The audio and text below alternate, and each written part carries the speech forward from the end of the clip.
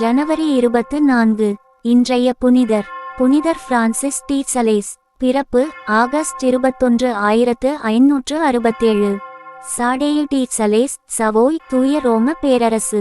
இறப்பு December 28, 1622, அகவை 55. Lyons, லியோனைஸ், France அரசு. நினைவு திருவிழா ஜனவரி 24. புனிதர் பிரான்சிஸ் டி சலேஸ் ஜெனீவா நகரின் ஆயரும் ரோமன் கத்தோலிக்க திருச்சபையின் புனிதரும் ஆவார். இவர் சீர்திருத்த திருச்சபையினரை மீண்டும் கத்தோலிக்க திருச்சபையோடு சேர்க்க அரும்பாடுபட்டார். இவர் ஒரு சிறந்த மறை சொற்பொழிவாளர்.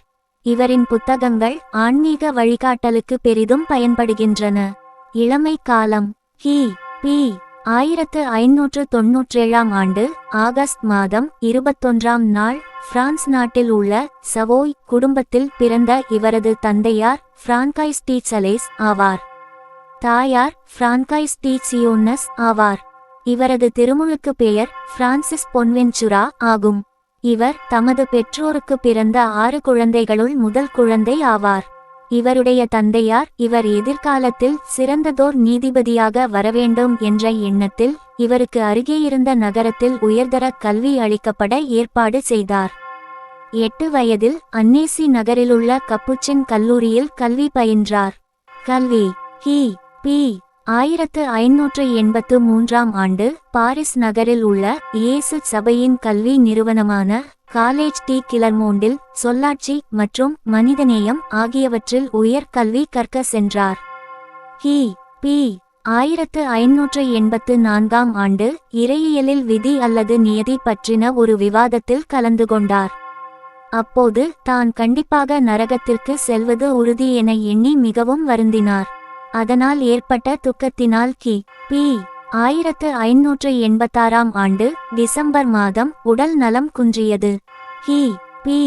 1587 ஆண்டு ஜனவரி மாதம் தெற்கு பிரான்சில் உள்ள ஆலயம் ஒன்றிற்கு திருப்பயணம் மேற்கொண்டாள். அங்கே கருநிற மடோன்னா என்றழைக்கப்படும் அச்சிஷ்ட மீட்பு அன்னை கன்னி மரியாளின் ஆ லேடி ஆஃப் குட் டெலிவரன்ஸ் திருச்சொரூபத்தின் முன்னே செபம் செய்தார். கடவுளுக்கு தன் வாழ்வினை அர்ப்பணிக்க முடிவு செய்தார். தம்மை இறை அன்னைக்கு ஒப்பு கொடுத்தார். கடவுள் அன்பாய் இருக்கின்றார் என விவிலியம் கூறுகின்றது. ஆதலினால் அவரிடம் முழு நம்பிக்கை வைத்து அவர் காட்டும் பாதையில் செல்ல தீர்மானித்தார். கி.பி. 1592 ஆண்டு சட்டம் மற்றும் இறையியல் துறைகளில் முனைவர் பட்டத்தை பதுவா பல்கலைக்கழகத்தில் பெற்றார். இங்கே தான் தனக்கு இறை அழைத்தல் இருப்பதாக முதலில் உணர்ந்தார். படிப்பு முடிந்ததும் உடனே வீடு திரும்பாமல் இத்தாலியின் லோரெட்டோ என்னுமிடத்திலுள்ள மரிய அன்னை திருத்தலத்திற்கு திருப்பயணம் சென்றார். மனித நேயம், சொல்லாட்சி கலை, இறையியல் மற்றும் சட்டம் படித்த பின்னர் தன் தந்தை பார்த்து வைத்திருந்த செல்வந்த குடும்ப பெண்ணை மணக்காமல் குருவாக தீர்மானித்தார். அப்போதைய ஜெனீவா நகர ஆயரின் அழைப்பை ஏற்று கி.பி. 1593 ஆண்டு குறுமடத்தில் சேர்ந்து குருத்துவம் பெற்று அம்மறை மாவட்ட தேவாலயத்தில் பணிபுரிந்தார். ஆயராக கி.பி. 1517 ஆண்டு கிறிஸ்தவ சீர்திருத்த இயக்கம் ஆரம்பமானதிலிருந்து சுவிட்சர்லாந்தில் உள்ள ஜெனீவா நகரின் கத்தோலிக்க ஆயர்கள் பிரான்சில் உள்ள அன்னேசி என்னும் இடத்தில் தங்கியிருந்தனர். பிரான்சிஸ் பேராலயத்தில் பணி செய்து கொண்டிருந்ததால் சவாய் நகரில் இருந்த சீர்திருத்த திருச்சபையினரிடமும் மறை பரப்பலானார். இவரின் முயற்சியால் பலரும் கத்தோலிக்கத்திற்கு திரும்பலாயினர். இவர் ரோம் நகரம் மற்றும் பாரிஸ் நகருக்கு பயணம் செய்து திருத்தந்தை 8ஆம் கிளமெண்ட் மற்றும் பிரெஞ்சு அரசன் 6ஆம் ஹென்றியும் உடன்பாடு செய்ய வைத்தார். கி.பி. 1602 ஆண்டு ஜெனீவா ஆயரின் இறப்புக்கு பின் பிரான்சிஸ் டி சலேஸ் புதிய ஆயராக அருட்பொழிவு செய்யப்பட்டார்.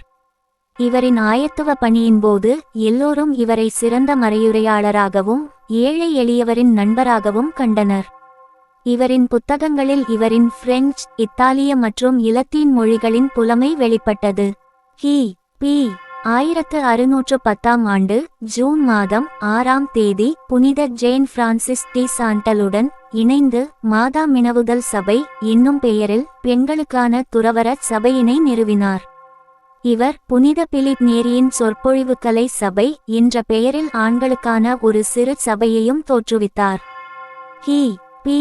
1622 ஆண்டு டிசம்பர் மாதம் சவோயின் பிரபு முதலாம் சார்லஸ் இம்மானுவலின் பரிவாரங்களுடன் பயணித்துக் கொண்டிருந்த பிரான்சிஸ் டி சலேஸ் லியோன் சென்று சேர்ந்ததும் விசிட்டேண்டைன் துறவு மடத்தின் தோட்டக்காரரின் குடிலில் ஓய்வெடுப்பதற்காக தங்கினார். டிசம்பர் மாதம் 28ஆம் தேதி மாரடைப்பால் பாதிக்கப்பட்ட இவர் இறைவனடி சேர்ந்தார்.